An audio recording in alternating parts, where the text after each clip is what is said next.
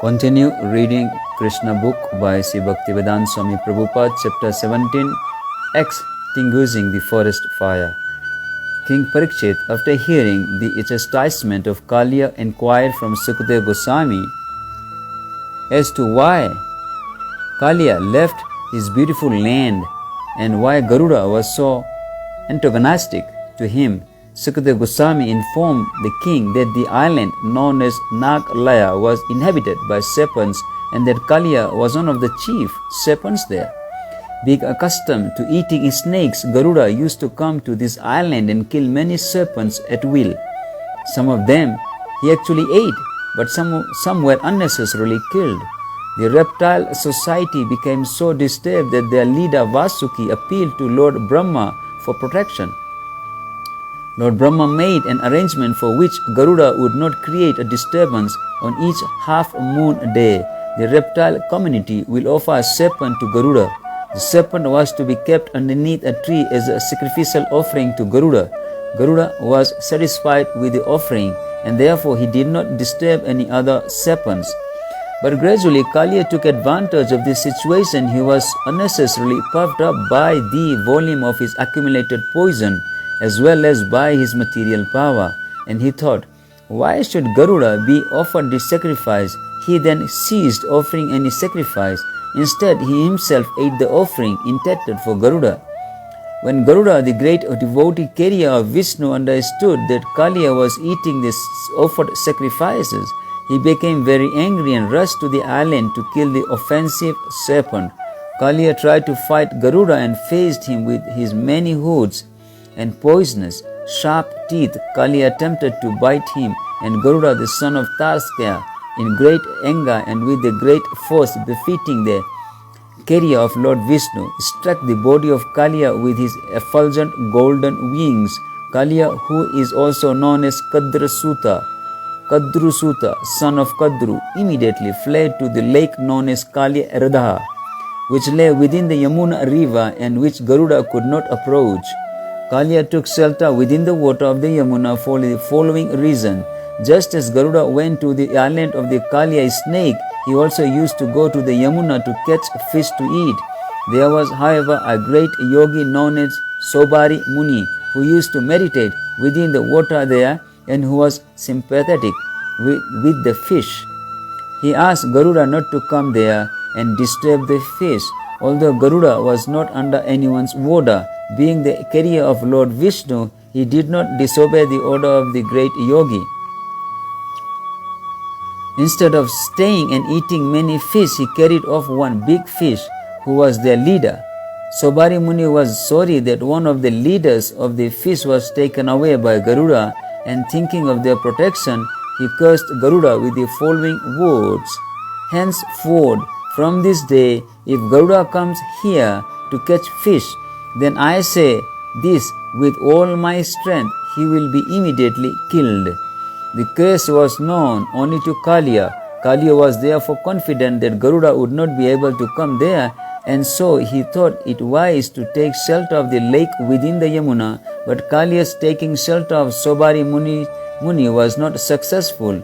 He was driven away from the Yamuna by Krsna, the master of Garuda. It may be noted that Garuda is directly related to the Supreme Personality of Godhead and is so powerful that he is never subject to anyone's order or curse.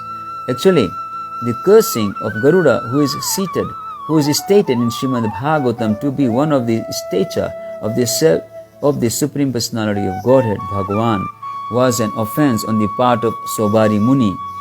Although Garuda did not try to retaliate, the Muni was not safe from his offensive act against a great Vaishnava personality. Due to this offense, Sobari fell down from his yogic position and afterwards became a householder, a sense enjoyer in the material world.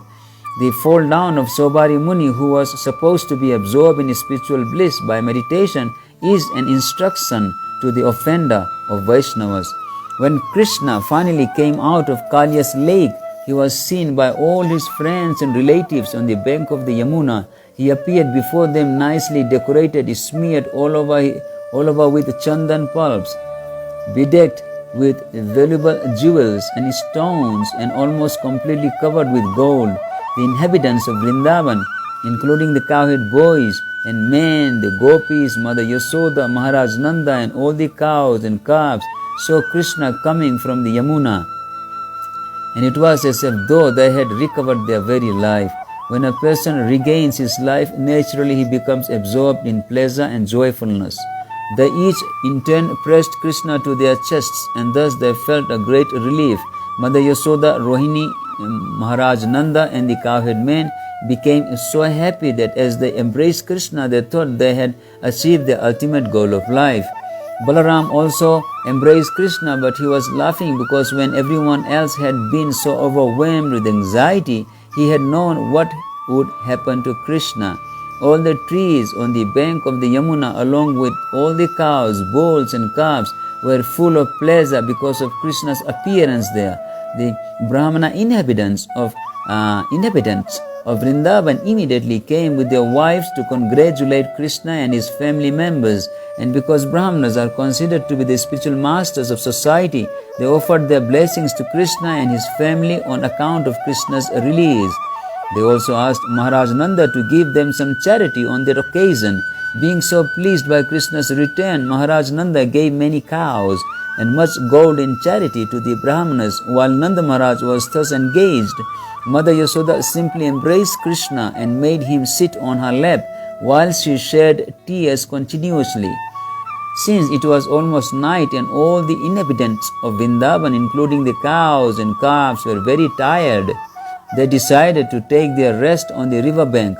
In the middle of the night, while they were taking rest, there was suddenly a great forest fire, and it quickly appeared that the fire would soon devour all the inhabitants of Vrindavan.